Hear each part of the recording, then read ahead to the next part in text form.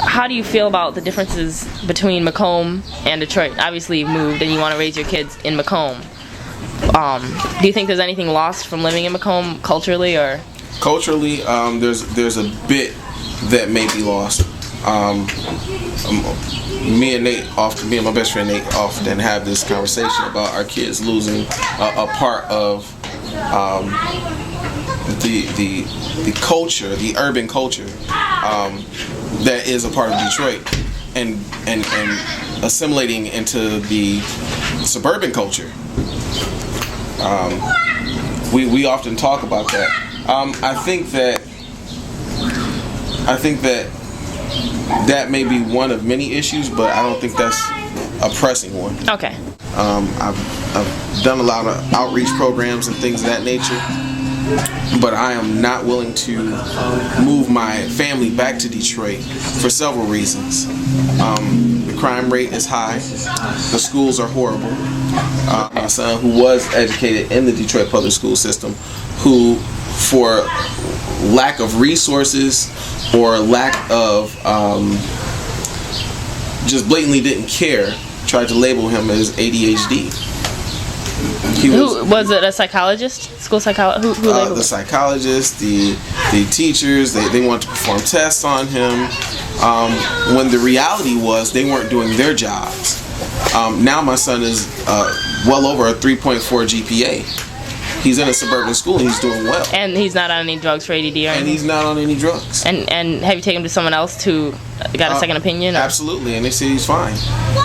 So my biggest issue with Detroit is the school system, because I think that's where all of the other downfalls start. Here's the thing: I think that policymakers hide in Lansing. I don't think they're really attempting to get in the mix and in the grit of what really is going on.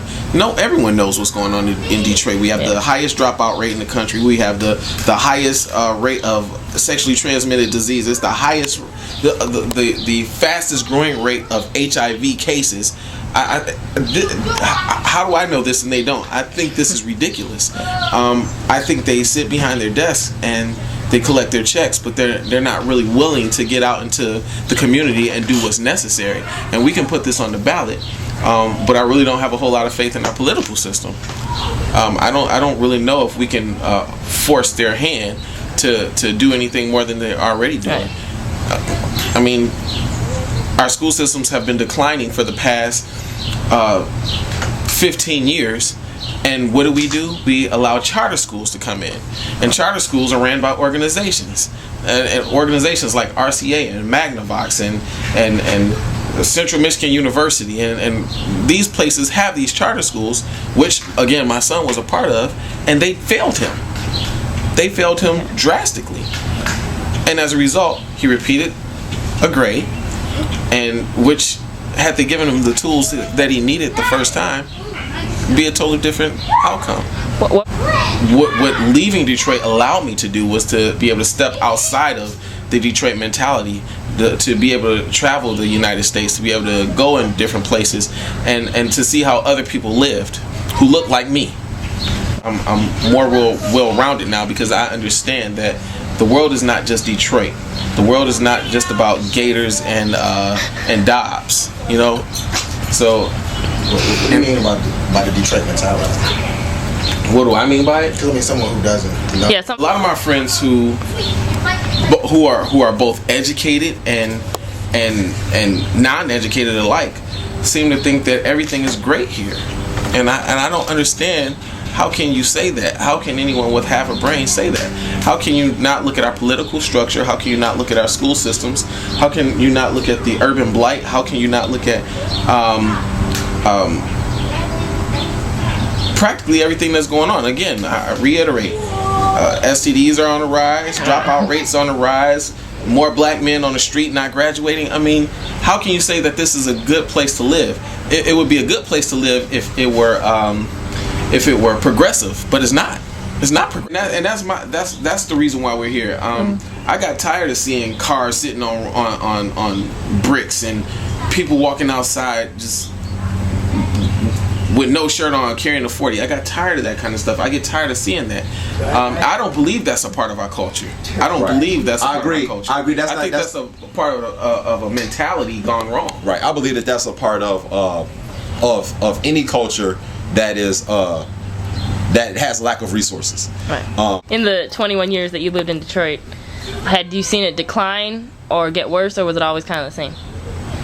It's definitely gotten worse. A key example is Michael and I both went to the same elementary schools, probably 10 years apart from one another. When I went to that elementary school, it gave me the building blocks for being successful.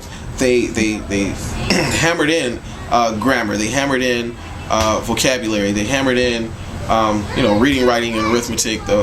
All of those things. And I believe that's where I got my start to be the person who I am today. However, Michael had a different experience altogether. He went there, and it was like night and day. It was like going into the pit of hell or something, because he couldn't stand being there. Teachers didn't want to teach. Students didn't want to learn. I don't know, man. I think that I get screwed. Detroit gets screwed because of politics.